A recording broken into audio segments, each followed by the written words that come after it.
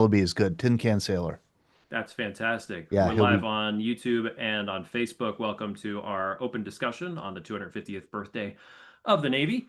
We're going to get the music started. We're going to let everybody in. We're going to have a fun time tonight. Happy birthday, Navy. Happy birthday.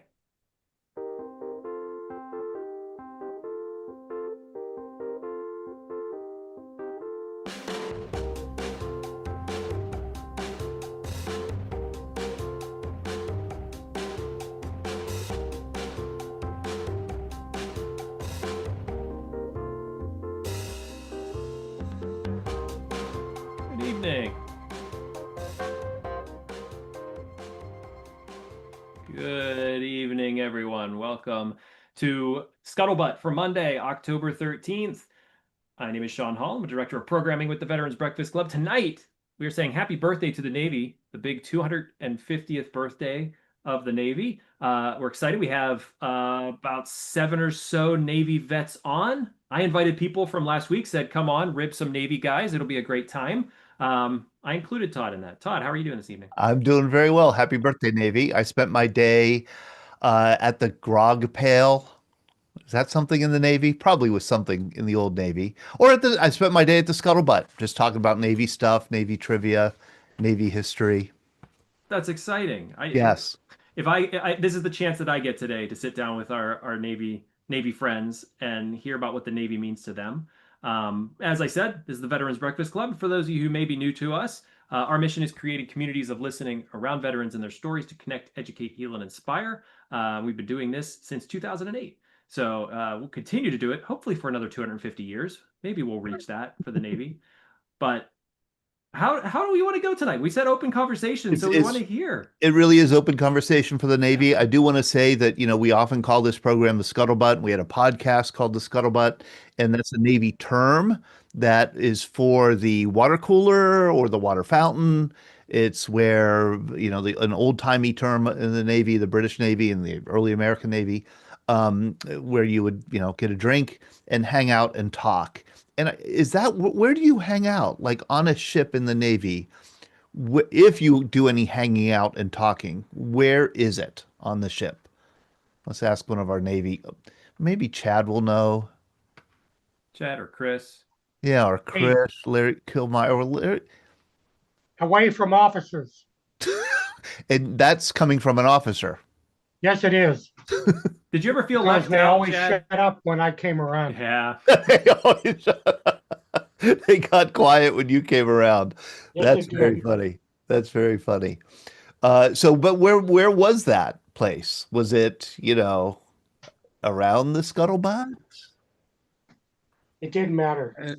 I'll ask Chris Prolo. Where was it? Yeah, Todd, on the ship, in your compartment, you usually had a table and a TV and a space there where people could hang out there if they wanted to and watch a movie, whatever was being broadcast on the closed circuit. But the mess decks was the best place, and that had the most space, and that had the if you're lucky, you had some beverage there. The good old bug juice was always in the cooler there. But the mess space was the largest space. That's where you'd see some poker games. But then in your compartment, in your berthing compartment there, and some guys in their workspace, if they weren't on watch or this and that, they can go into that workspace and find a niche and play card game, things like that. So there were places in the evening in that. And in the daytime, if there wasn't some evolution going on, as we called it, you could be out on deck. So it looks confined, but there were places to find to hang out. It looks very confined and it looks like a lot of work. The, the Navy looks like a lot of work. In other words, keeping that ship going. But however, as we know, as I've learned, there's not one Navy, there's not one Army, there's not one Marine Corps. I mean, there are many navies. You have the carrier Navy, you have the tin can sailor Navy, you have the amphibious Navy, you have the you have Seabees, you have the intelligence community, you have the naval aviators, and every branch is like that. There are these. It's so. I mean, I'm looking at Larry Kilmeyer here, Navy vet, but I don't believe Larry was on a ship. Larry was a Vietnam vet. Larry, you were never assigned to a ship, I don't believe. No, 3 months. Oh, you Been were on for it. 3 months. What ship? USS Bennington, the summer of 1969. Let me see. We had Woodstock, we had Charlie Manson, and we had Man on the Moon. Oh my That God. was my summer of 69. And you were on the So, Bennington. and we were loaded up and ready to go on our Westpac cruise, fully loaded. They cut a great big 25th anniversary cake, and about a week later, decommission it. So offload everything you've just unloaded. And so I just did the math the other day for my brother. 84 days on board the USS Bennington. Other than that, I'm a land-loving sailor. You were a land-loving sailor. So that was before your Vietnam tour. Those orders, unfortunately, came when the Bennington got decommissioned. Yes. How about that? And I want to go to, I want to recognize Ben Wright is joining us. This is commitment to our programming. Ben Wright, you were joining us from an airport in Denver, maybe? Yeah, I hope you can hear my microphone. Yeah, I had a delayed flight, so I'm on for a short while. Where are you off to? I'm going to Idaho Falls, Idaho, to visit my younger son. Excellent. I tell you, that shows real commitment. There you are in the Denver airport. I expect you probably have a delayed flight. Yes, Oh yeah. boy. First airplane had a maintenance problem, so we went to a new aircraft. I'm on my third gate, but third time's supposed to be a charm. Oh gosh, Ben. God bless you. You're so great. Thank you so much for joining us. And Oh, Rick, you bet. I'll enjoy it while I can. yeah, thank you. Rick Arisman, you're also not in your normal, you're not at home.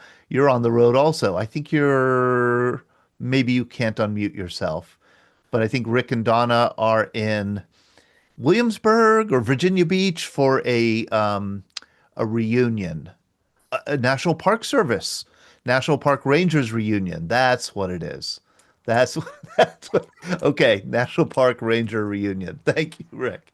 All right, I just wanted to recognize, and Rick's a Navy vet too. So, and we haven't said hi to Henry Shepke for a long time.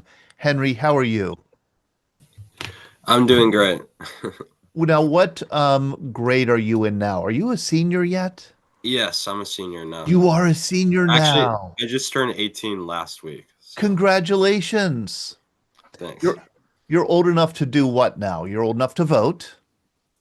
Yeah, I guess I kind of missed that, but yeah. Okay. Well, you are old enough to buy cigarettes, I believe. Right? Maybe. I'm not sure. It doesn't mean that you have to, but I'm just saying, like when you turn 18, well, you're an adult. You're an adult. Yeah, So yeah. fantastic. Thank you, Henry, for joining us. Do you know what you're going to be doing after you graduate high school? Well, going to college for sure, but I'm not sure like where yet. I think my number one choice is like University of Wisconsin here. Right. But yeah, I also like there's like a lot of other schools like Marquette that I really like too, but I'm not 100% sure yet. Do you know what your major will be? I'm not sure about that either. Something maybe like US history or international Ah, relations, something like that. oh, I will plug U.S. history every day of the week. Thank you very much, Henry, and please feel free to chime in and ask these veterans questions. And you know, if I stop talking, maybe Sean will be able to get in a word. But I want to if the Navy vets on the program tonight could pitch Henry to join the Navy over the other branches of service, how would you pitch it? I'll ask Bob Smith. Bob and Barb, Okay. how would you pitch the Navy? Bob and Barb, you are a Navy couple, we'll call Yes. it. Um, Yes. How would you pitch the Navy over the other branches of service? Well, first of all, I think the travel is probably the thing that you would look forward to the most. To see places like I did that you saw in history books Yeah. and on documentaries, and then to go to them. Like Greece. Plus, Navy is great for your education. and also the GI Bill afterwards. So there are many pluses. So you did use the GI Bill I did. after your Navy career. Yes. You He know, went to the Acropolis. He saved all his money and sent it home. So a lot of times he didn't take the tours and take the Liberty launches like some of his buddies did. But now we do it. Yeah.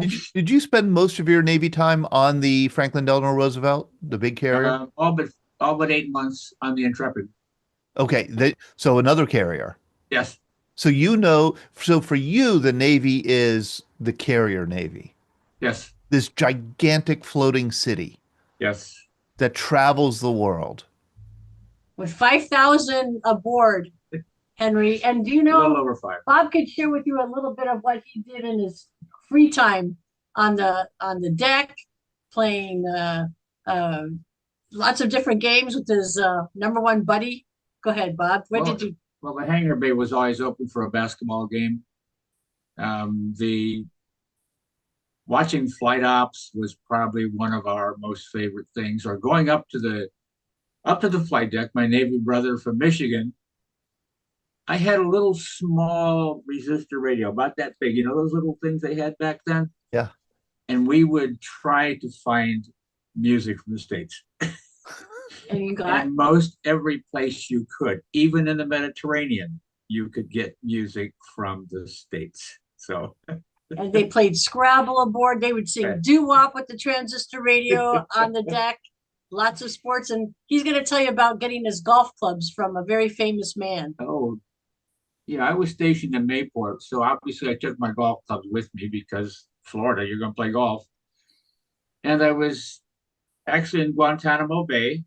We had a midshipman cruise. And I went to the athletic locker to check out my own golf clubs. Had to sign a chit like you do for everything, as everybody knows in the Navy, sign a chit for everything. And this little guy walks up and his name is Bellino. Does that ring a bell with anybody? As the Heisman Trophy winner from the Naval Academy way back. Oh my. And I remember watching him and marveling at his ability. And Yeah. I thought, wow, that guy's really good. They used to list him like 5'8", 185 pounds. If he was 5'6", and he broke 160, I would have been very surprised. So what was his job? And he was the athletic locker. He was in charge. That was his job when he was on the midi cruise, was being in charge of the athletic locker.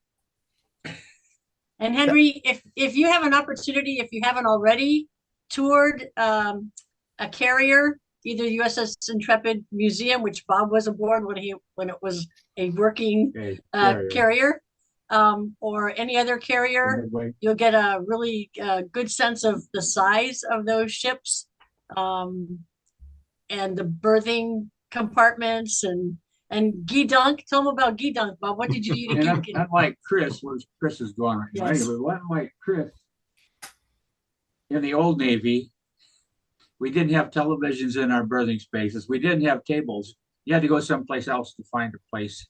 And one of the biggest hangouts was the Guy Dunk. And all the Navy guys know that's where you bought the candy, the goods, the ice cream. And there were always table there. And that's where the card games were going on. That's where everybody pretty much, well, not everybody because it's a small space, but that's where they collected. And Henry, when he was a young man, 60 some years ago, he had a hole-in-one golfing on Guantanamo Bay, Cuba. So if you like to have lots of fun with sports, you probably get a lot of opportunities aboard ship and also. Well, it's big enough. Yeah. Yeah, I bet there's not much golfing in the Marine Corps there, Brad Washabaugh. Oh, sure there is. I bet, I bet there's not much golfing in the Army, Justin Miller.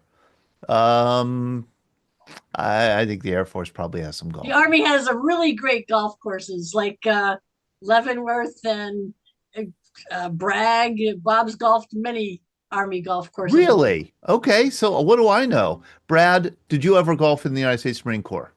I did for a while until the person I was golfing with said, stand back, he tends to slice a lot. And then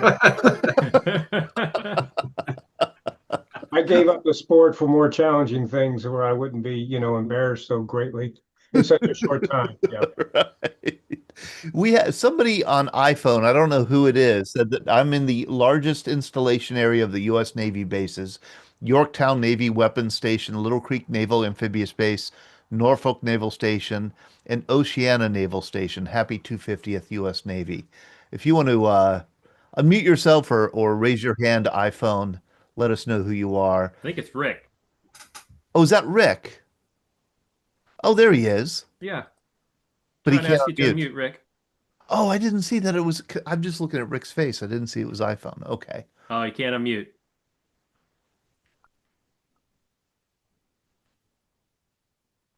I do want to welcome or invite people to, raise their hands, make a comment. Yeah, Larry Kilmeyer.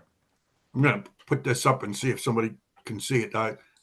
See if this shows up. I don't really know. I'm trying to. I'll Can anybody spotlight you. Oh, there you go. You have to tilt it. Yeah, we can't. Oh, Nah, it's not Can't working. quite see it. Okay, it's the Bennington and the ships with it. But so she was an anti-submarine warfare craft. Yep. and what was your job? Okay. Dispersing clerk. There's two people that everybody loves in the Navy: Yes. payroll, post office. That's boy. Is that the Bennington? There it is. That's it. Yep. Oh, that was a big ship. We're kind of the end of World War II era. Yeah. And so, yeah, I picked her up when she returned from her Westpac cruise, and all we did is sail between San Francisco, San Diego, But I can't see. half a dozen times, and most of the time we sat in port at Long Beach. 20. And Larry, I just looked up the Bennington, and it was commissioned during World War II, and it was decommissioned 1970, just like you said, just right after you were on it. How do I say this? I imagine those old ships as being kind of less comfortable. Oh, yes. Our racks were 4 high. The new carriers, you kind of have a bunk and you have everything stored underneath all your personal uniforms, etc. Where we just had tiny little lockers. You had a storage locker that you put your sea bag in, but your everyday shaving kit and dungarees, etc., were in a very tiny little locker. So yeah, it was no air conditioning, and I heard them saying about having TVs. We didn't have TVs. We didn't, no phones. You didn't call home. Talking to my brother the other day, he had an interesting story. Now, he was in port, and they dropped a telephone line down to somebody on the dock, and they tapped into an office down there. So they were making phone calls, these guys on board the ship, to all over the United States from where he was at, till somebody in that office realized there were a lot of 412 phone calls Long distance charges. and other places. But if you had to call home, you went down to the dock, and there was 50 yards of side-by-side cell phones, and you called home that way. Took a roll of quarters and bling, bling, bling, bling. And, it's just a different era. I was prepared for that cruise, but I wasn't prepared for my orders. You were not prepared. So the orders to Vietnam came as a surprise. Directly across from where I worked was personnel office. Went over there. Wish I had a sandwich. For the old guys, IBM printout cards about that big, and everybody else, USS Roosevelt, the USS Midway, whatever, some tin can. And then mine, the guy working in there, he said, "I don't know what yours means." He said, "You have your name, rank, and serial number." And I got the old printout, the IBM printout, and he flipped through it, finds my name. He goes down, he looks across. He goes, "I got good news. I have bad news. Good news is you got shore duty. The bad news is you're going to Vietnam." Wow. And so I went back over to dispersing office and sat down. And for about a half hour, I didn't function. Yeah. So, I mean, I've said it a million times. I probably even said to you, Todd, the hardest phone call I ever had to make was calling my parents back here. And I said, to be 20 years old and be here, any 20-year-old today, how would you call your parents and say, hey, I'm in the county jail, I screwed up last night? That kind of tough. So the call home to my parents was that kind of tough. The best laid plans of mice and men, you know. I went in the Navy not to go to Vietnam, but I did. I don't regret it. I'm blessed. I'm fortunate. I listen to these stories every week on here, and many men had a whole hell of a lot tougher. I had it good, and I can't lie. You know, I mean, I'm blessed. The good Lord up above watched me for 4 years. So I missed out on the real Navy. I tell everybody that, you know, going sailing, go join the Navy, see the world. But I was blessed, and I don't regret a minute of it. Thank you, Larry. Hey, Justin Miller. How are you? I'm pretty good. How are y'all doing? Good. My question is, I'm going back to the Smiths for one thing. I'm a member of the USS Midway Society. I participate with all their stuff. Now, did you have, in your deployments, did you have something called a steel deck party from time to time? A steel deck party. I see Chris Perolo nodding his head yes. Even Brad said yes. I sent you a picture of one. Oh, you did? Oh, yeah. Okay. Yep. All right. Let's get to that picture. Yeah, we do have a picture of that's the steel deck party. Hold on. I will find it here. What's a steel deck party, Chris? That's where you take a little break here, and they pull out the barbecue racks and all that stuff there onto the helo deck, or wherever you have a large space there, and you're grilling and surf and turf, whatever it is, and you're eating out there in the open air on the fantail. There it is. Chris, were you all given any ration of beer in those steel deck parties?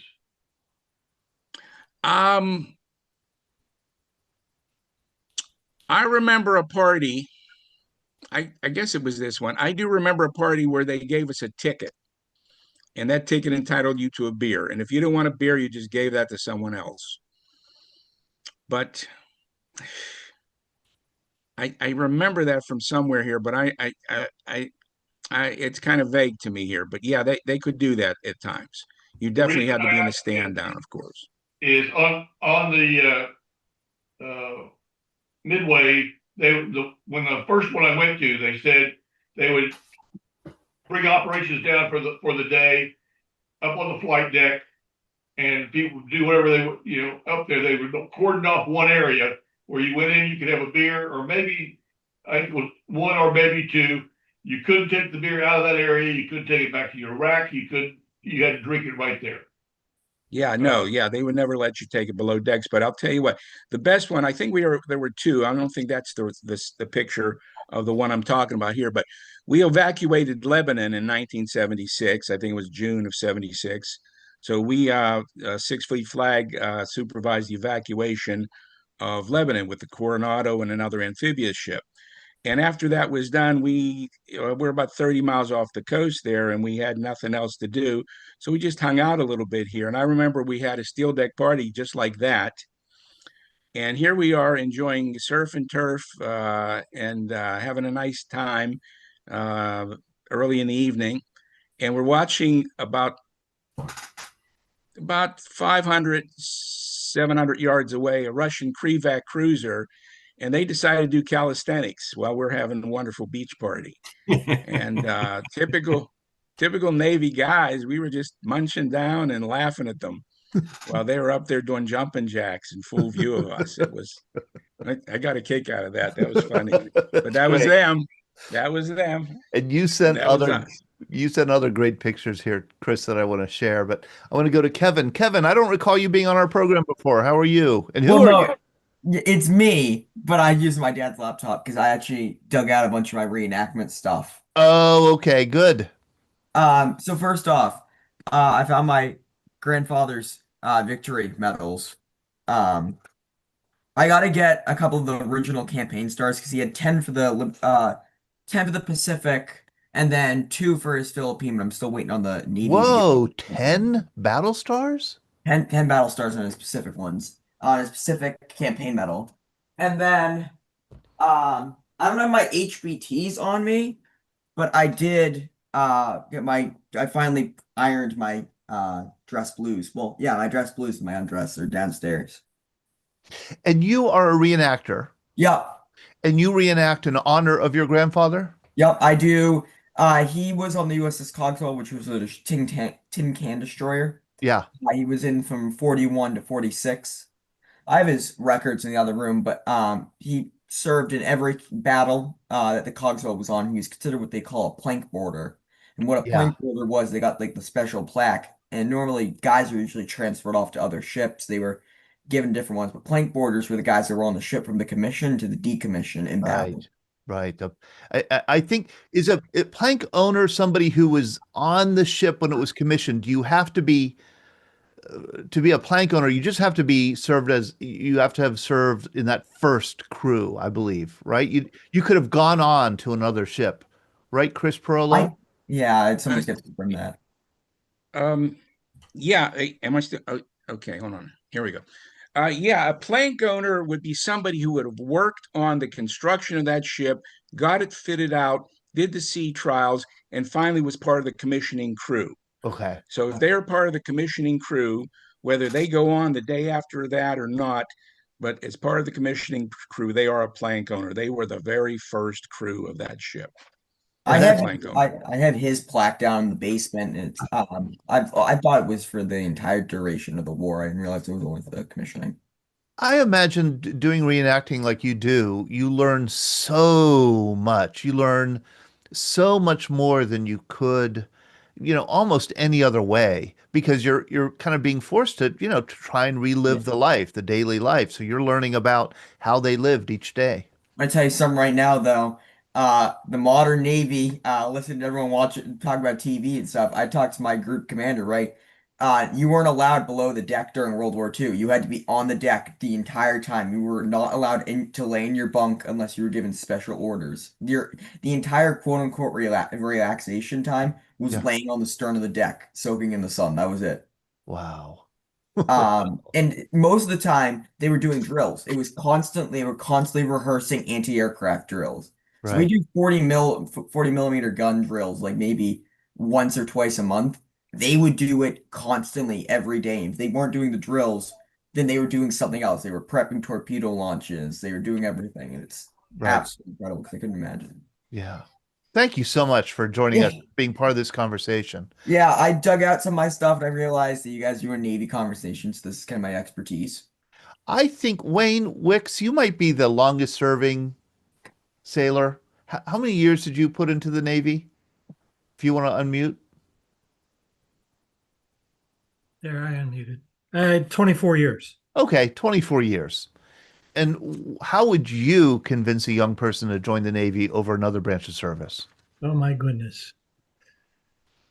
Well, first of all, you get a hot meals and a good safe bed to sleep in. That's important. You can get education from there. For example, if you were in high school and hadn't graduated yet, you can get them to pay for your go become a doctor.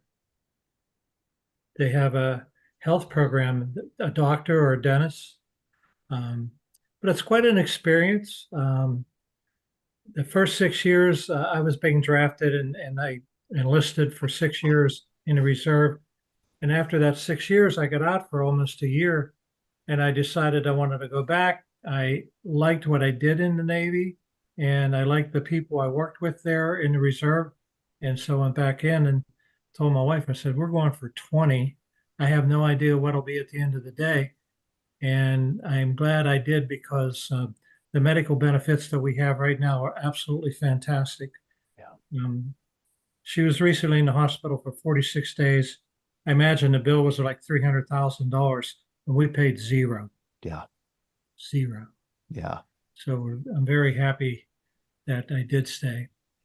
And Chris and I were in the same reserve unit.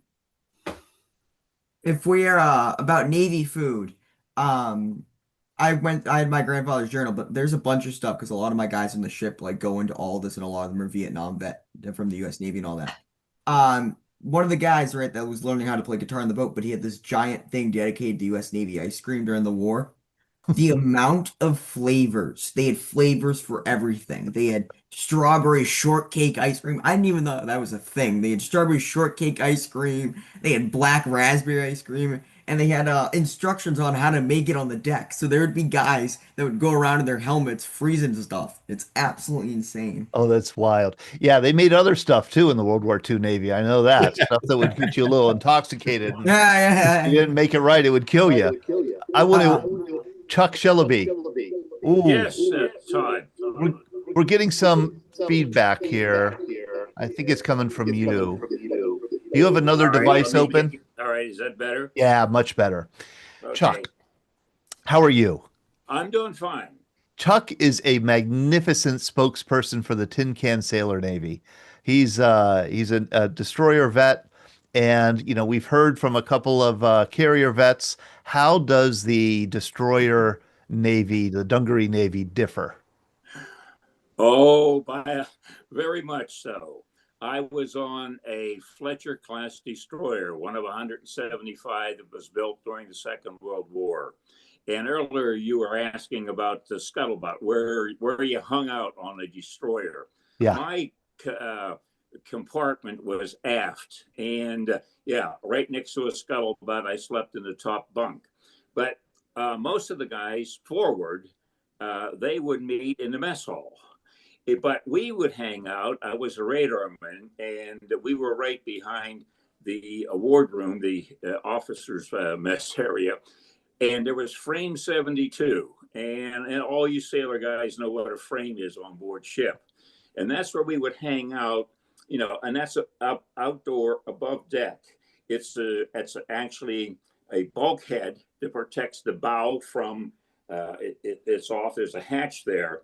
But you could stand there and, look over the side and whatever.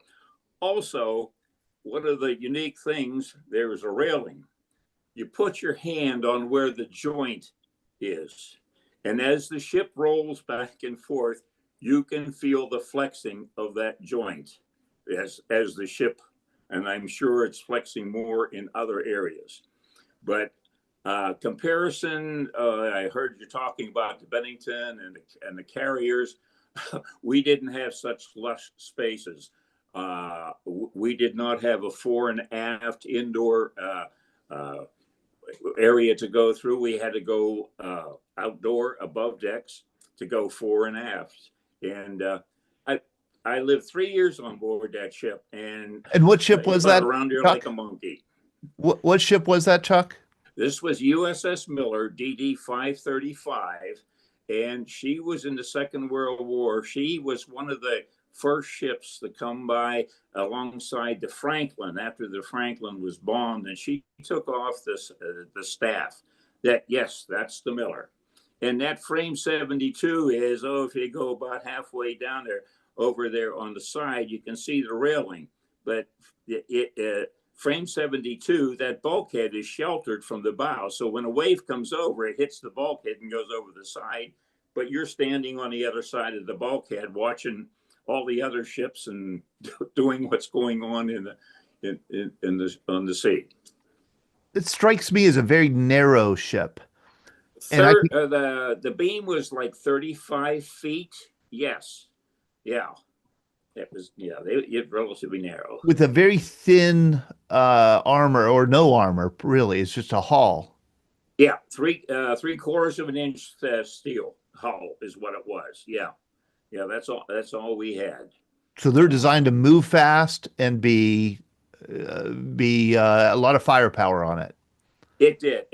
They were designed as a gunboat. I mean, that's all it was. I mean, the galley was up on the main deck. Mess hall was down 2 decks. So all the food cooked on the main deck and had to be hauled, taken down to the mess deck. So destroyer life was fun when you're 17 and 18. Yeah, exactly. When you're 17 or 18. That's right. Right. Thank you, Chuck. Thank you very much. Todd. Yeah. Yeah, I just want to mention something. The Sullivans up in Buffalo at the Military Naval Park there. Yeah. That is an incredibly well preserved example of a Fletcher class destroyer. As a matter of fact, her hull number was 537.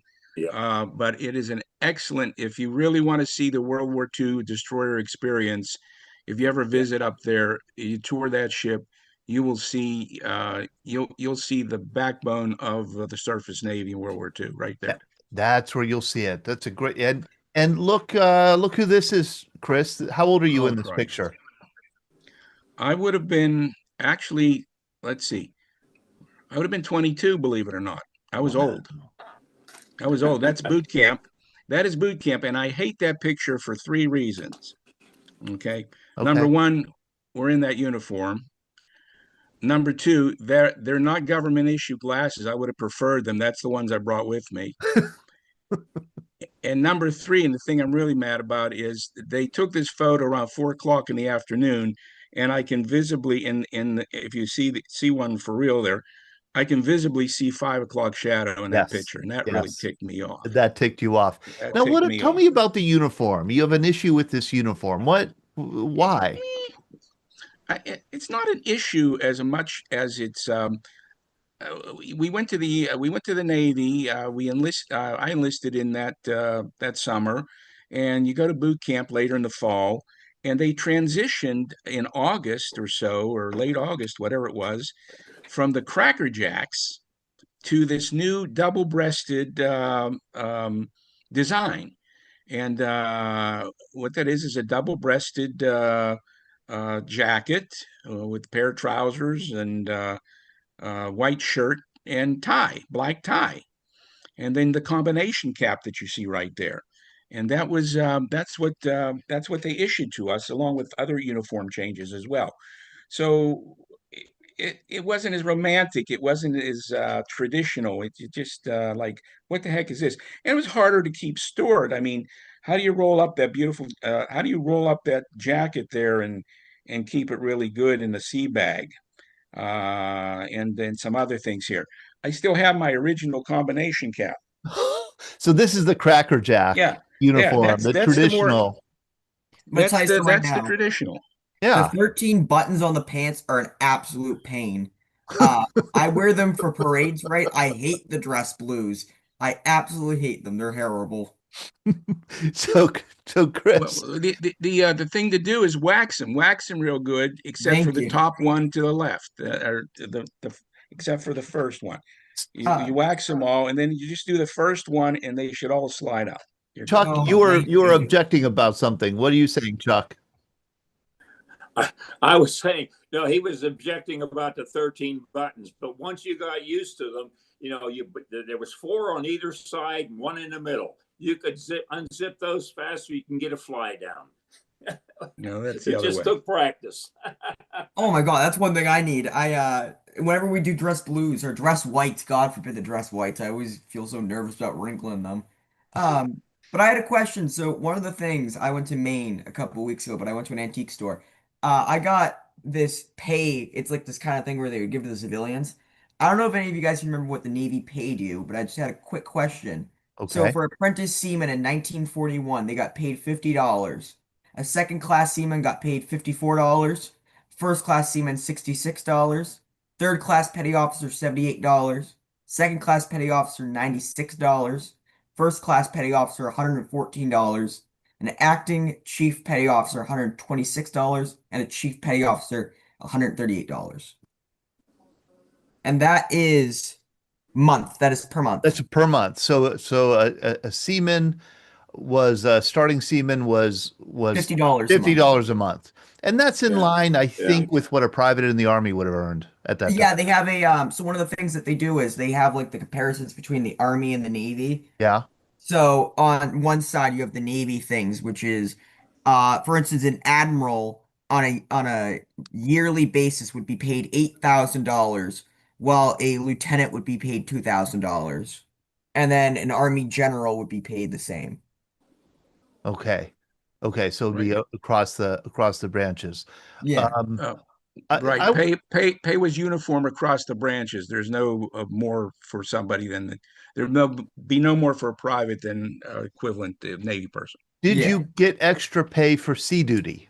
Yes, yes, You Oh, that's did. when they say on yeah. here you didn't get paid extra duty for sea duty. Okay, but in your day, Chuck, they did.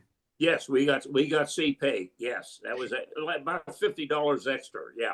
And then how about like if you were in a war zone? How about if you sailed in the Gulf of Tonkin? Would you get extra pay for that? Do you know? No, no, we were in a Lebanon crisis over there. It wasn't a war zone; it was just a conflict. But no, there was not, to my knowledge. You did I not. didn't Right. get any. How about Chuck They would Yeah, Chuck we were Chivinetti? over in Vietnam, Todd. We got $65 extra a month. Yeah, 65 extra a month. Yeah. That's good money when you're yeah. Well, it wasn't all that good because you could get killed. We hit a well, that's the downside, yeah. yeah, we hit a wave. I'm not sure of all the details now. We took a bad roll and we got over another degree or two. I wouldn't be talking to you right now. We'd been capsized. That's how bad it was. That's how Got bad back the the other way. Guys are getting tossed out of their bunks. I think two of their guys were slingshot into the water. They never got them back. I No, got a photo of my grandfather's wow. destroyer during World War II when he was sailing around Okinawa during a hurricane. Just see the waves smashing yeah, over the bow. Yeah. Oh, and people do get washed overboard. yeah, that's That and they happens. never get the body back. The family has nothing. They just, Oh boy. I'm asking Jim McStay if he's willing to unmute himself because he was in the Navy, but he was in a different Navy. Jim, you were a naval aviator. I was, and I don't regret a minute of it. You But do not, huh? no, no. But I recognize all those destroyer sailors because as a ROTC guy, I spent one summer on the USS Ingersoll DD 652, which is a non-frammed Fletcher class for those destroyer guys that are here.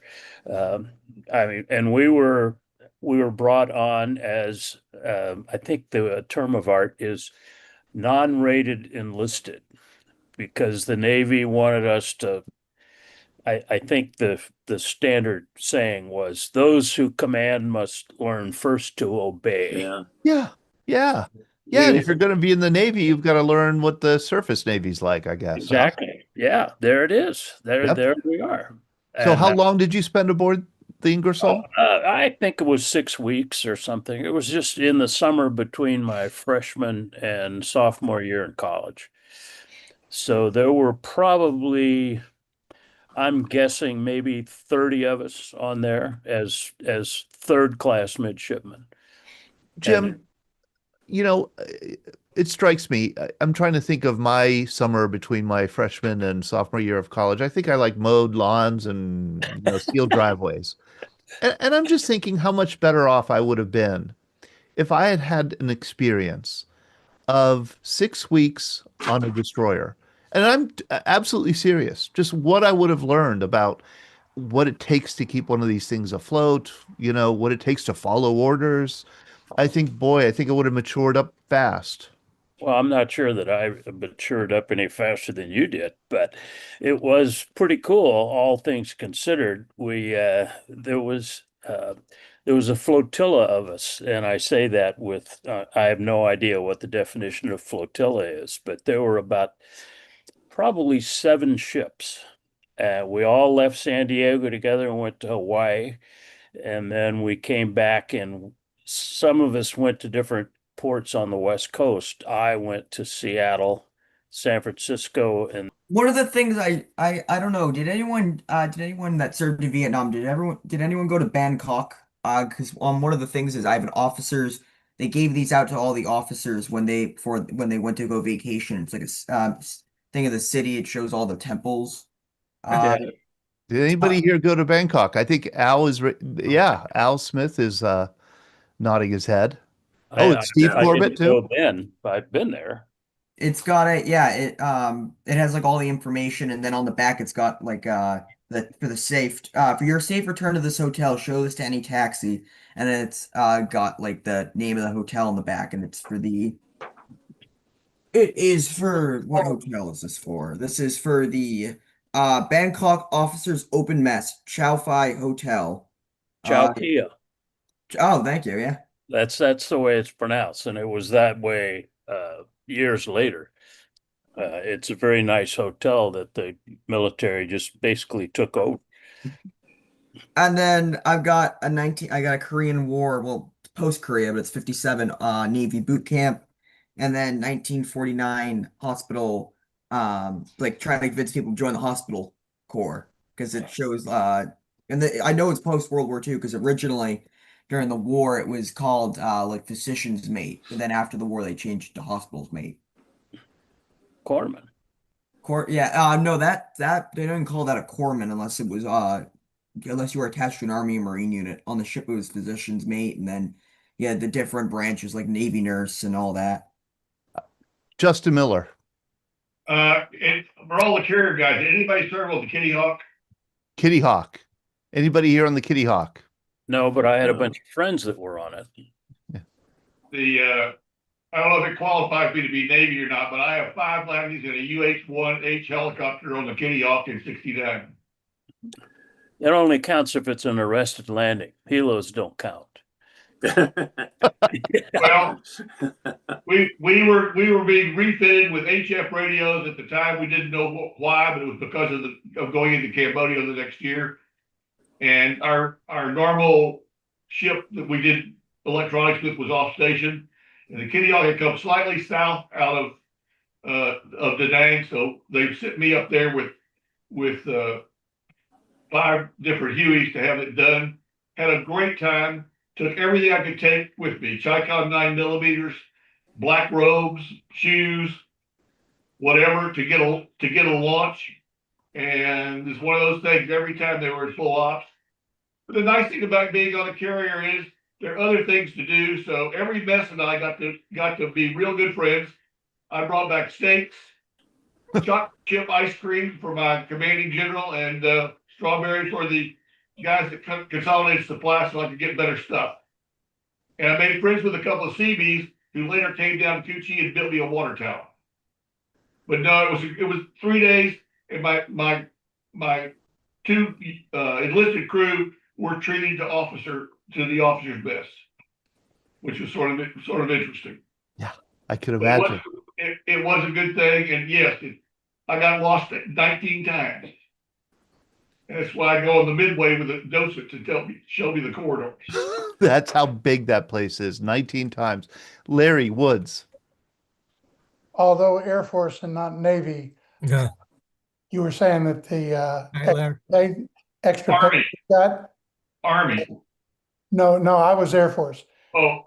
Chuck was absolutely right.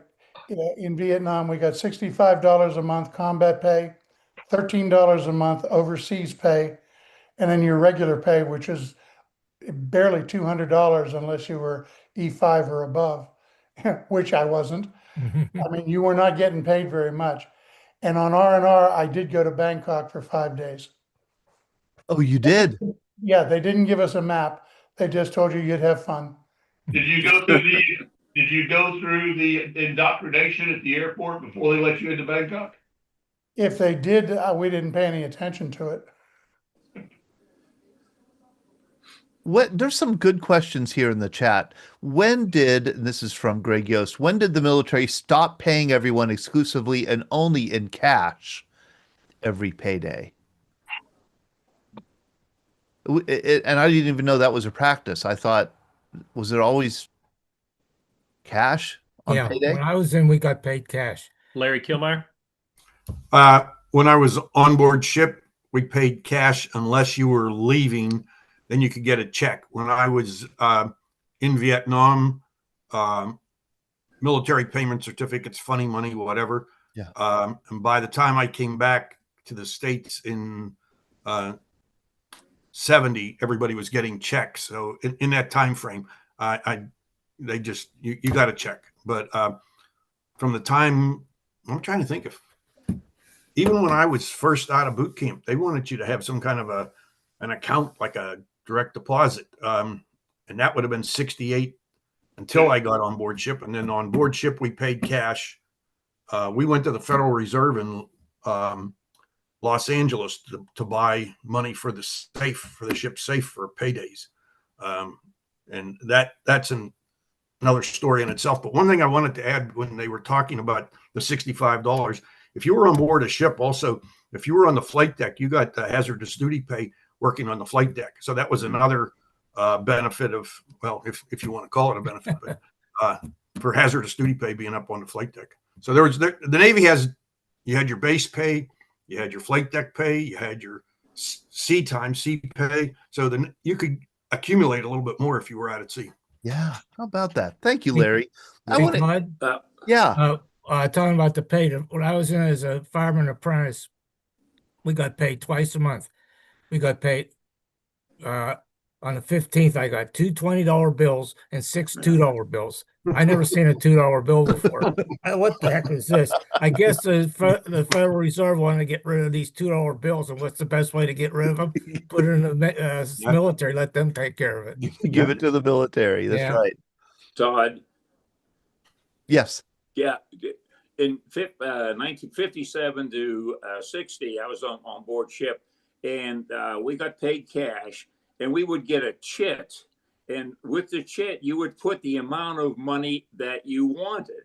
You could take all of your money out, or you can just take $50 out and leave the other 50 in there for, to be accumulated. So where would it stay? It would stay with the Navy.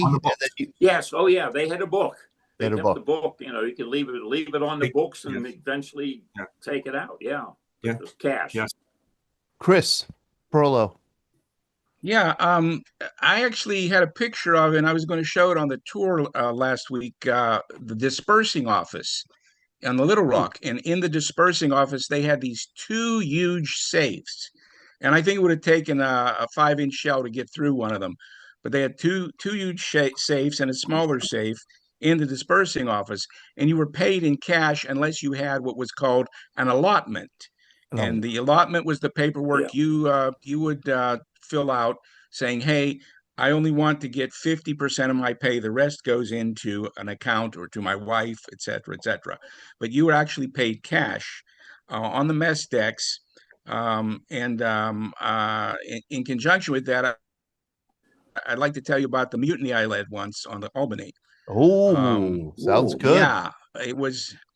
I don't know if some of you guys remember the swine flu epidemic in '76. Yep. And Gerald Ford said, we better have an inoculation for swine flu.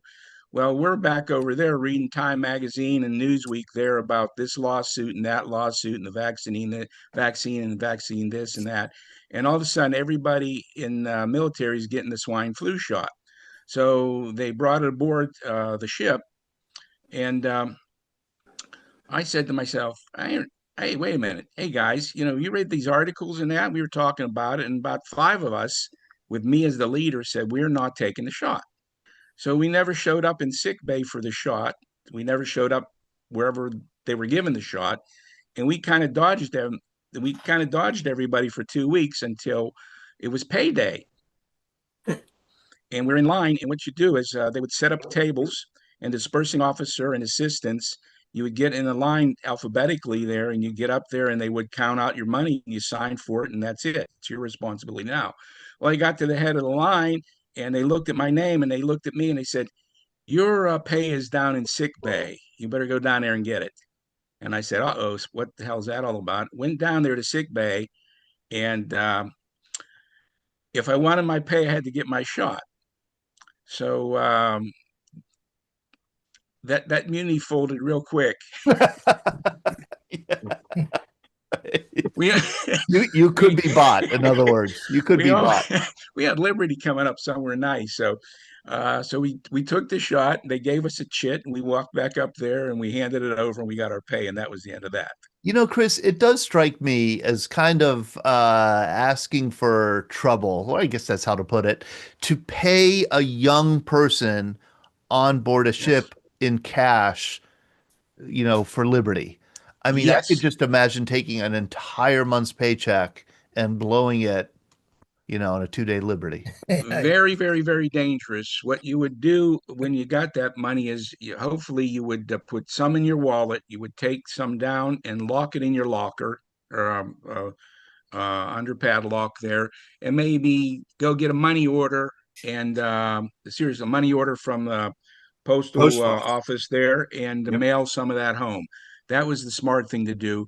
Or you could say, hey, I know how to double this money by going down to the nearest poker game, like around 10 o'clock at night or whatever.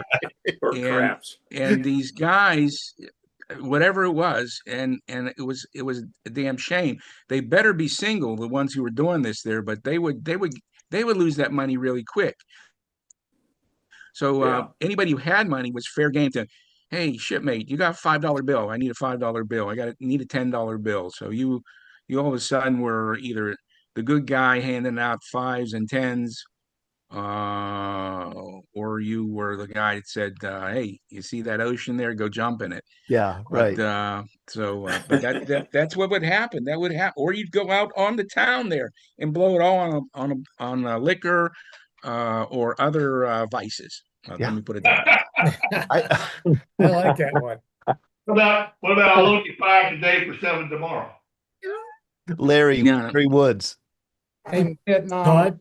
we got paid like these guys are saying. You'd line up, sign for your pay, and they would pay you an MPC, military script. Right. You'd go back to the barracks, and we had one guy.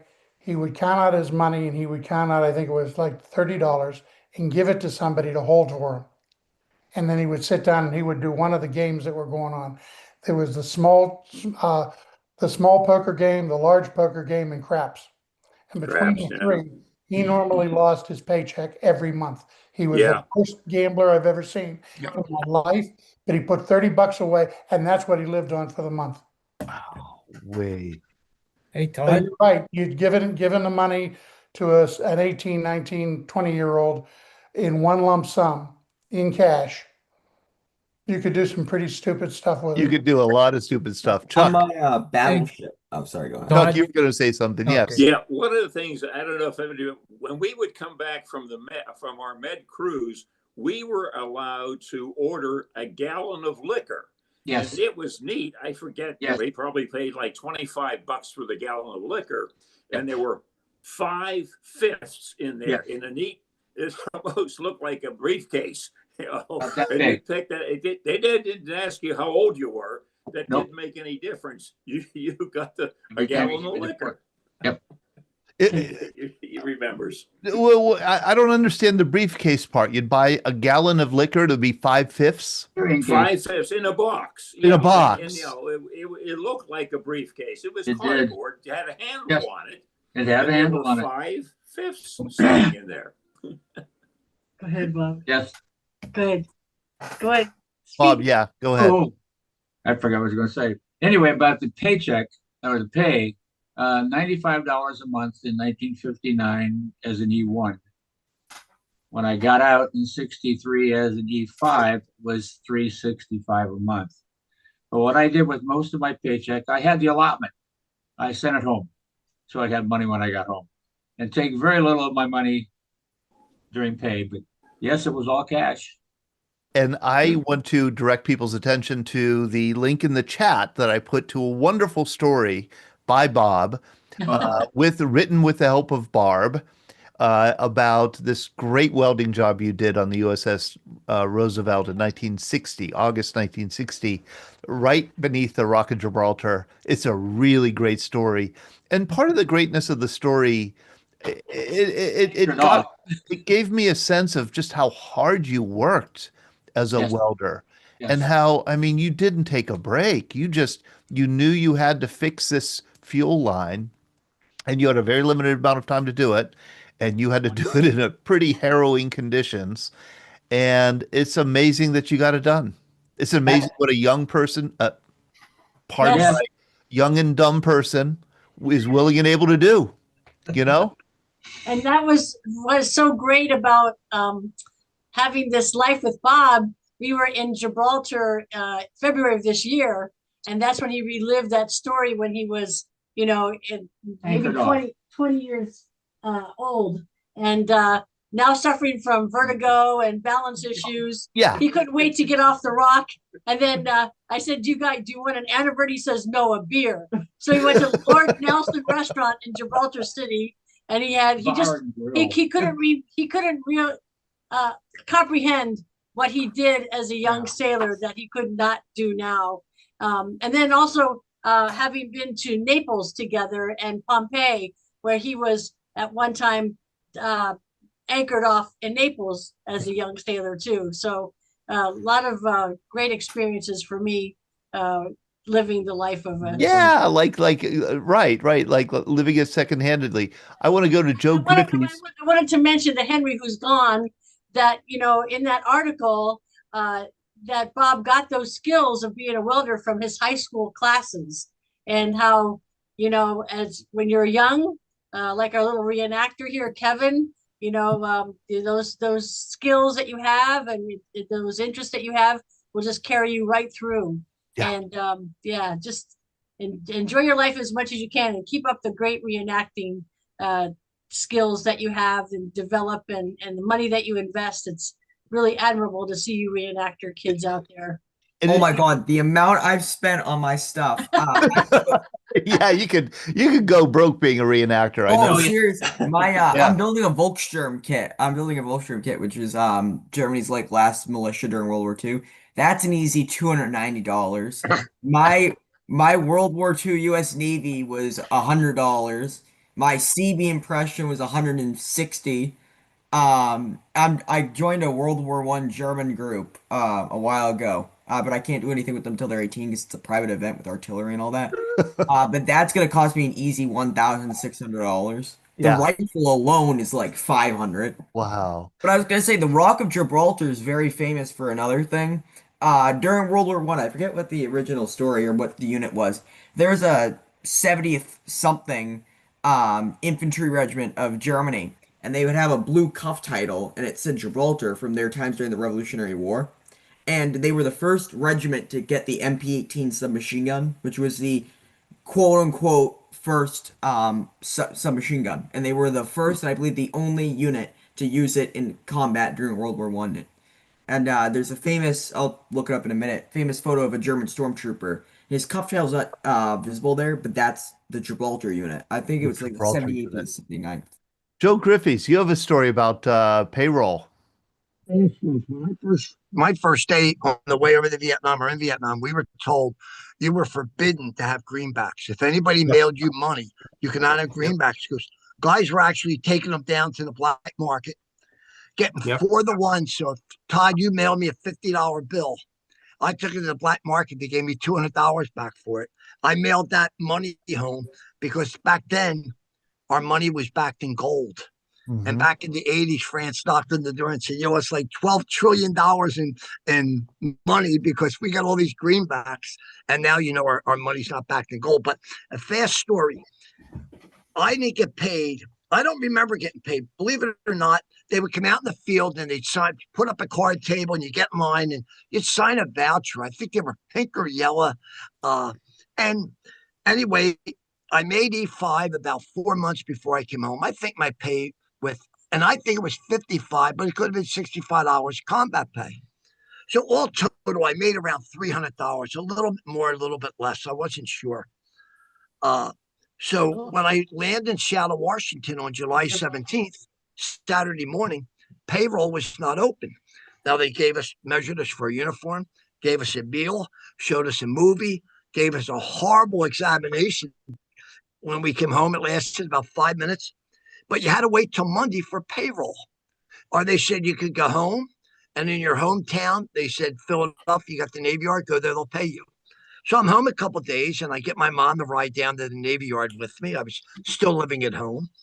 And I go to the payroll clerk, and she pulls up my records. So March, April, May, June, I get $300 for each month. July, I get $278. So I said to her, you made a mistake. You shortchanged me for July. And this is when I knew I was home. She said, no, we prorated your combat pay for the month of July because you were only there 17 days. So we didn't pay you the full month. I turned to my mom and I said, I'm back home, Mom. I just got screwed by the government.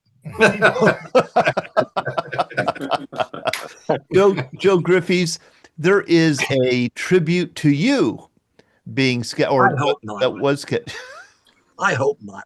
Okay. All right, but is it past or is it coming?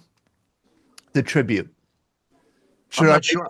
Okay. Forget I said anything. They normally don't tell me because I, honest to God, Sean, I don't show up for them. And so they lie to me to get me there, and then they give me a plaque or a trophy or something. And Well, my heart skipped a beat when I'm such a big mouth. don't worry. I got an email that said tribute to Joe Griffiths. I thought maybe you had passed away. No. And I thought, oh my gosh, what the heck happened? How did I miss that? And then I read on, and Todd and Sean, if and I will pass away someday, but I hope it's not before I hope it's like a Tuesday or Wednesday, so I can catch your great show on Monday night. Thank you, Joe. Thank you. I would introduce Eric Montgomery. You've been listening in. Eric, you're not a veteran, but man, you're a long time Navy World War II reenactor. I can't imagine the knowledge that you've accumulated about the United States Navy, especially during World War II. How long have you been doing the reenactments? Well, thank you, Todd, for letting me come on board. I appreciate it. And to all you veterans out there, thank you so much for your service. God bless you. I've been doing U.S. Navy now since, I think, 2005. And when the young man was talking about how much he spent, oh my God. Yeah. Yeah. You don't want to, you don't start counting that. Yeah, it's crazy. But I thank you for inviting me, and if you don't mind, I'd like to share a couple of little Navy stories with you, if that's okay. Please. Obviously the history of the United States Navy is foremost important to me because I lost my great uncle on D-Day. He was part of the 6th Naval Beach Battalion. He's buried in France. Was profiled on several high level news programs, especially with the headstone changeover in 2009. He's the only man that has excavated headstone in the Normandy American Cemetery for an incorrect date. And interesting story. So if I could share my website, people can go check him out. If that's all right with you, Todd. Yeah, please do. Put it in the chat also. Yeah, I I will. would like to say, out in Ohio, the leader of my battleship group, he does the 6th Naval Beach Battalion. He leads a group of like 6 guys. He actually does the 2nd Naval Beach Battalion. Oh, is it 2nd? Okay, he told me it was Yeah. 6th a while Yeah. ago. So, but I know who you're talking about, so we can have a discussion about that privately. But I wanted to share a couple of things. Obviously, Todd, you know me through my work with the French Legion of Honor, and I just did submit a World War II Higgins boat driver, or actually a crewman on a Higgins boat. He was a gunner for the French Legion of Honor. He is the 7th U.S. Navy out of 70 men that I have submitted for the French Legion of Honor. Wow. So his name is Joe Domidio, and he was an assault boat gunner on LST 230, 57, and 509. Particularly on D-Day, he was part of the LST 57. And Joe lives in Philadelphia, is 101 years of age right now. And I have 6 other fellows in the food chain and 4 fellows whose French Legion of Honor applications have been approved, and I'm working on their programs, their award ceremony programs right now. It's a lot of work. So it's not just the reenacting part of things, but I'm into so many other things that are so far beyond the scope of the normal reenactor.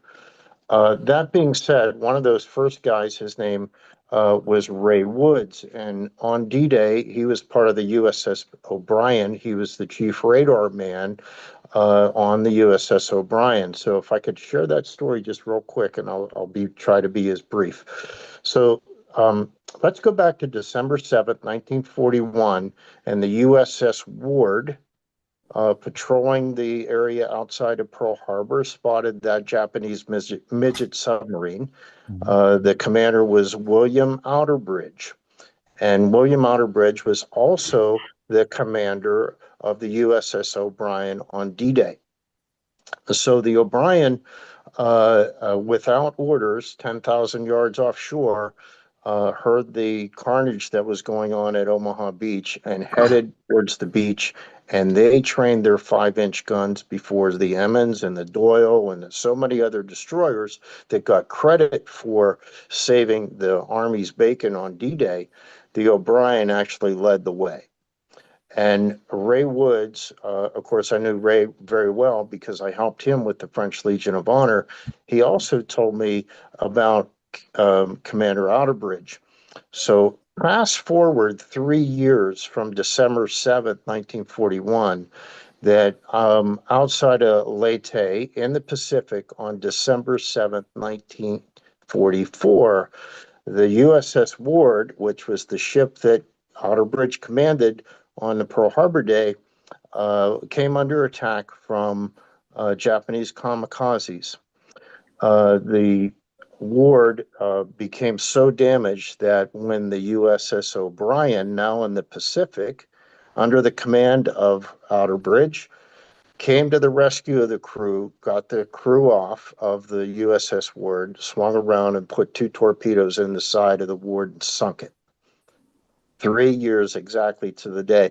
And, you know, we've got a lot of Hollywood type people out there, but to me, Captain William Outerbridge deserves to have some sort of documentary done about him or some sort of movie, because you really can't make this stuff up. It is just totally amazing to think about certain key individuals doing certain things that shaped our history.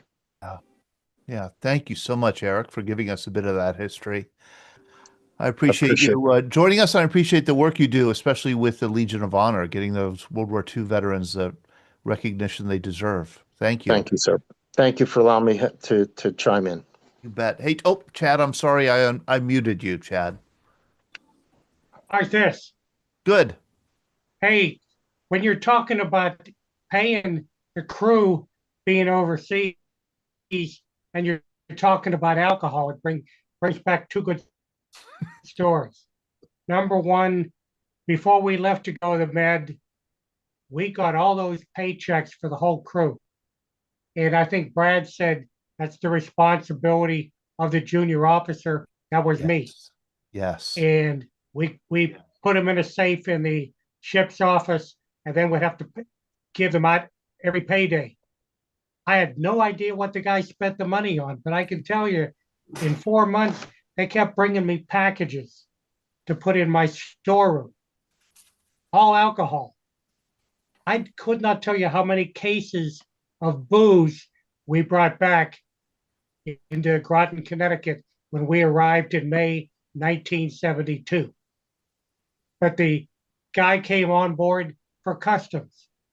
And I had already talked to the captain about it. He just said, we have nothing to declare. And that's what I said. I have nothing to declare.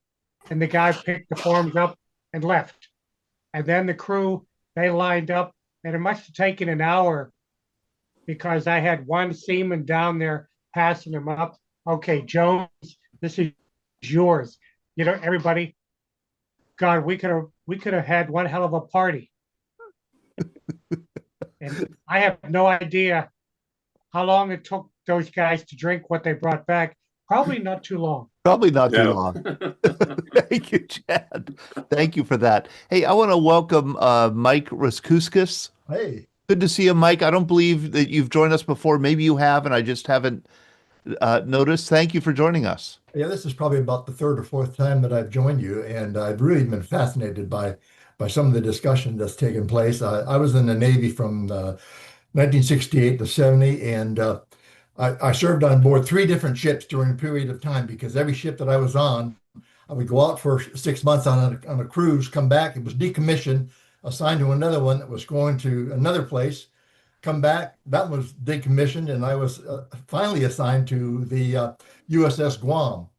And I have an interesting story relative to one that Larry mentioned a bit earlier with regard to communications, because my wife was expecting our first child at the time, And our ship was diverted to provide some medical assistance for a terrible earthquake that had occurred in Peru.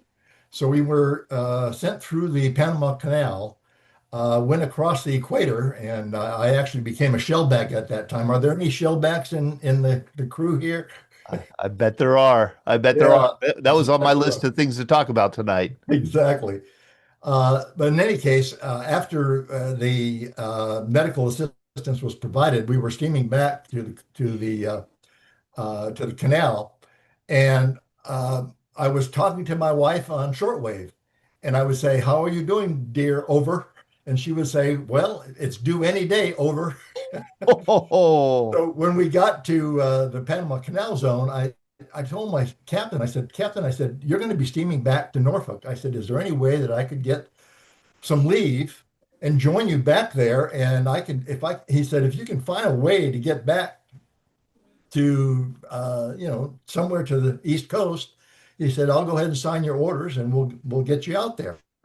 So I went and found out that there was a C-130 that was departing that afternoon to go to North Carolina. So I said, "Okay." I went back to the ship, packed up, got my orders, and got on board the C-130, and got back to we were actually going to, I'm trying to remember which base it was, but in any case, we got to North Carolina, rented a car, got to my home, knocked on the door, and my wife delivered, I think, a day or two later. Oh my. Oh, what a So I was great there. story. And I have to laugh because I think my bill for the birth was about $8.95 or something. Yeah, That right. Oh, that's a great Portsmouth one. Naval Hospital. So Mike, it was an interesting time. I could imagine it was an interesting time. And what were the names of your three ships? I was on the USS Fremont, which was a troop carrier. I was in the amphib navy. Then I got assigned to a communications ship, the USS Taconic, and the last ship I was on was the USS Guam, which was an LPH, or There we go. landing helicopter platform. Okay. LPH-9. That's right. And that's what, so Rick Arisman said he sailed with the Guam. Brad Washabaugh, I think you were on the Guam as a Marine. Were you? Okay. Let's see.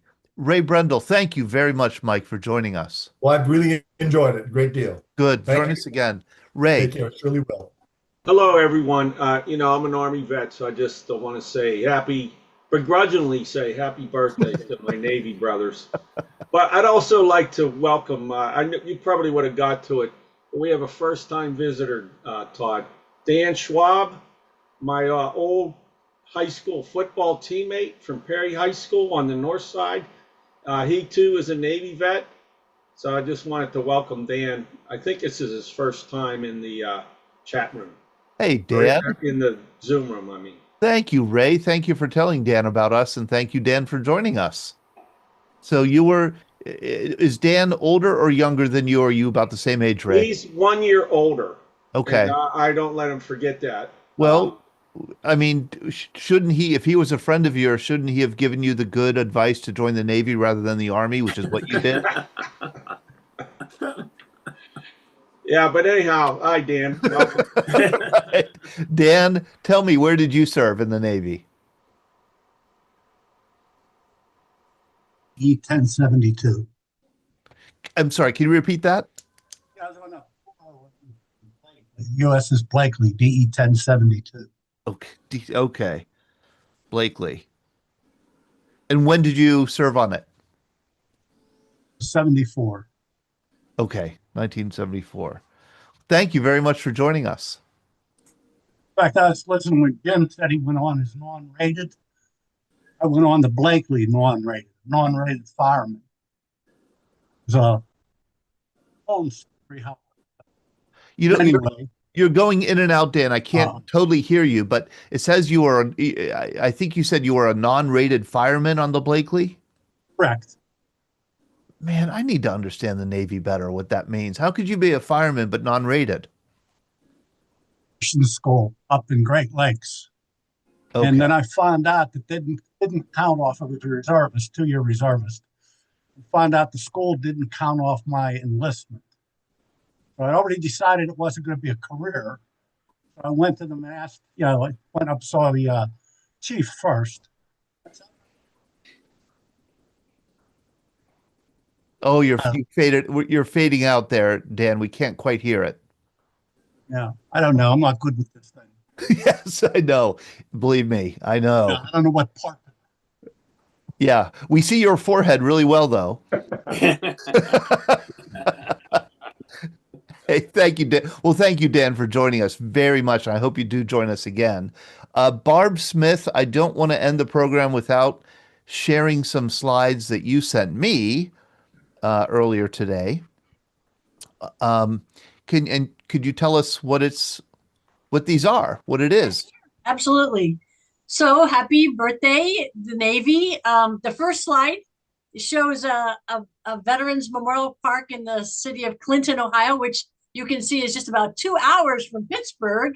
If anybody would like to come to visit this gorgeous park, it's called the Ohio Veterans Memorial Park, and it's a fascinating place. It has the only freestanding 125-foot long black granite memorial in the nation, and it has 3,095 names of the Vietnam veterans, Vietnam boys from the state of Ohio who were killed during Vietnam combat. 3,095. Yes, and this is a book that I'm holding here in front in the pixel right now, and they're co-authored by Aaron Rader and Ken Noon. Ken Noon is owner of the Summit Memorial. The Summit is the county of Clinton in Akron, and he has created over 100 granite benches. The memorial, the 125-foot freestanding granite memorial there at the park, just incredible testament to and tribute to all veterans, not just Vietnam. Yes. Right. So if you go to the next slide, I'll explain more. So this is a beautiful monument that it's shaped in the spoke of a wheel, and in the center of the wheel there are five flags, and below each service flag, you can see Bob standing next to the U.S. Navy, and of course today's its birthday. I'll let you read that yourself if you like, or I can read it. The United States Navy's official birthday is October 13, 1775, when the Continental Congress established the Continental Navy. The Continental Navy was created to intercept British supply ships and prevent them from reaching British soldiers in the colonies. Here are some other important events that took place on October 13, 1775. The Continental Congress purchased 2 armed ships. The Continental Congress created a naval committee to oversee the purchase of the ships. The Continental Congress commissioned the first Navy officers, including John Barry and John Paul Jones. The first ship of the Navy, the USS Alfred, was commissioned on the bank of the Delaware River in Philadelphia. The origins of the Navy actually date back to August 26, 1775, when the Rhode Island Assembly requested that the Continental Congress establish a fleet to protect the colonies. The Navy's development was slow and was hindered by political, ideological, and economic obstacles. It took about 25 years for the Navy to become a stable institution. So right above that plaque, around this hub, each branch of service has their own story with their emblems. And that's quite a good history, I have to say. Yes. That is quite a good history. Yes. Okay. And the next one, and this is again created by this Ken Noon. Here is just another beautiful memorial at the park. I just took the Navy Medal of Honor, and it has the Army and Air Force on it also, and it lists Ohio heroes on the other side. So there are 4 sides to that. So that's just beautiful. Now, throughout the park, there are over 100 engraved benches. And as Glenn Flickinger has said before, he goes to cemeteries and he picks a name of a fallen soldier and he tries to get some information about it. So because this is the Navy's birthday, I saw this one, the USS Finback, and thought right away of George H.W. Bush. And then this gentleman, I looked him up a little bit. This James E. Scaff, I think he served for 29 years. And if you go to the next slide, quite a beautiful. 30 Yeah, okay, 30 years. And then this is him. He was a chaplain. I forgot a couple of other ships that he served on, but he went into the reserves after he left the Navy. But I like these quotes very much that he said. While some people think that the great generation served in World War II, the Vietnam vets were also one of the great generations. Unlike World War II and other wars where men and women volunteered to serve, those serving in Vietnam were conscripts. Really, all vets should be considered a great generation when they serve, Scaff said.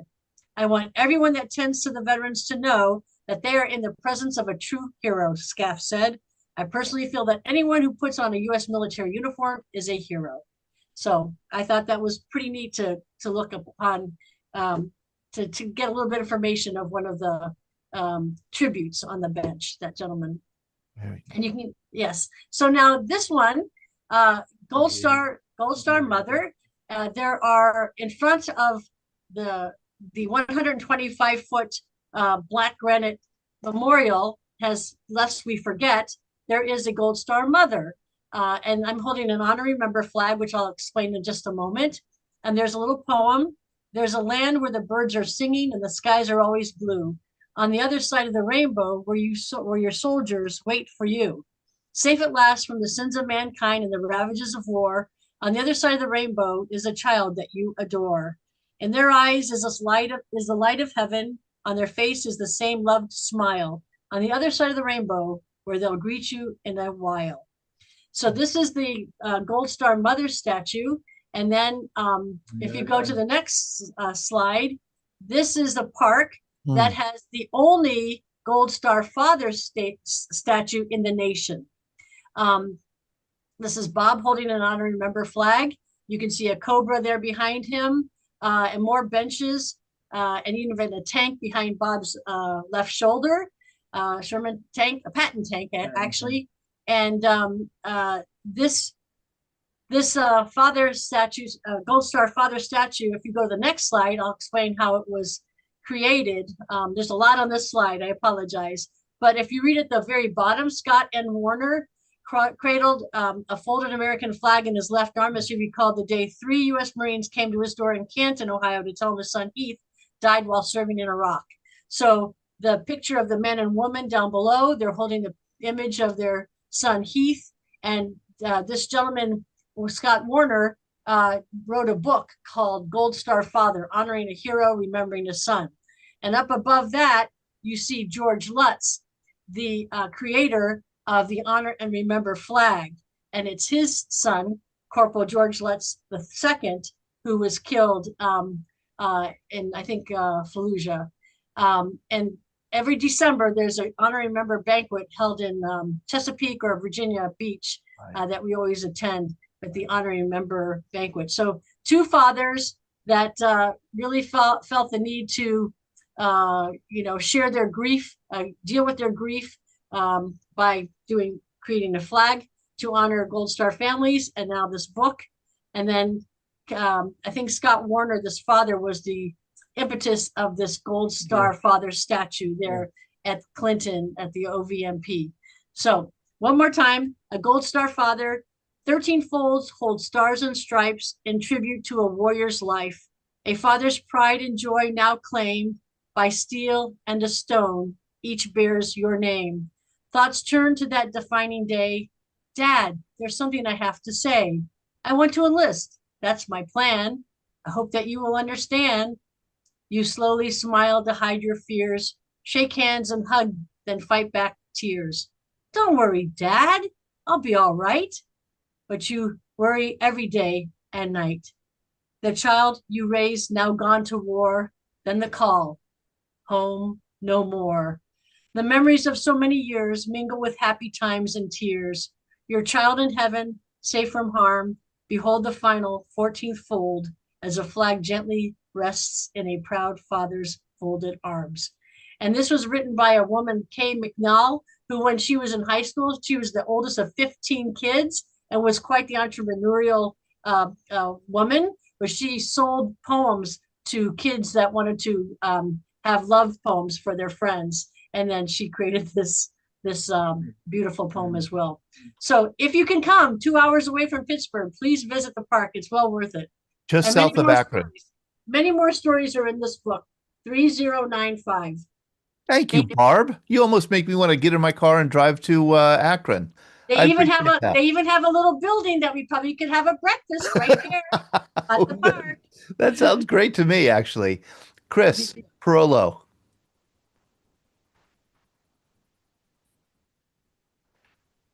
Nope. There you go. Yeah. Oh, good. There it is. Barb, thank you for that, and thank you for reading that plaque about the U.S. Navy there. We're here talking about the date October 13th, birthday of the United States Navy. But I must say this tonight. Considering the current events of today, that date will likely be better remembered for something more profound. And I think it has relevance here. The VBC is dedicated to telling stories of courage, sacrifice, valor, honor, and dedication of U.S. and even Allied veterans in our nation's wars. The greatest of those wars was World War II. I believe that war did not end on VJ Day. That was the end of Chapter 1. The Cold War was Chapter 2, with the Marshall Plan, the Iron Curtain, Communist China, Korea, Vietnam, the arms race, and even more until it ended in 1991. But even after that, there was a third chapter with its roots in the Holocaust and the struggles of the Jewish people to recover from World War II and to establish a secure homeland. I believe that final page in the story of World War II was written today with the signing of peace accords by the Middle East nations, recognizing Israel as a nation and a neighbor. I did not believe I would ever see the end of the Cold War, and it ended. I did not believe I would ever see peace in the Middle East, and it happened. No, Today, for the very first time in my life, I now believe in the elusive concept of world peace in my lifetime. It is the American soldier, sailor, Marine, and airman of yesterday and now that, through our courage, sacrifice, and dedication, was a key factor in bringing us to today and the end of World War II, figuratively speaking. So no matter what your branch, your length of enlistment, or your job was, always be proud that you did your bit and you were part of this bigger picture. And VBC, thank you for what you do to educate and inspire everyone by telling our stories. That's all. Wow. Chris, thank you. Boy, I can't imagine better sentiments to end a program on. Thank you very much, Chris, for those Navy birthday words. As a historian, one thing you do learn is that you don't quite know when the end of the story is going to be, and you don't quite know the impact of your own individual actions on history until usually you're long gone. But if you behave in good faith, you keep the values of honor and respect and goodwill in the front of mind, you can't go wrong, I think, and you're trying to shape history. Thank you, Chris. All right. Thanks to all of you. Happy birthday, Navy. And we'll see you on Thursday. Take care.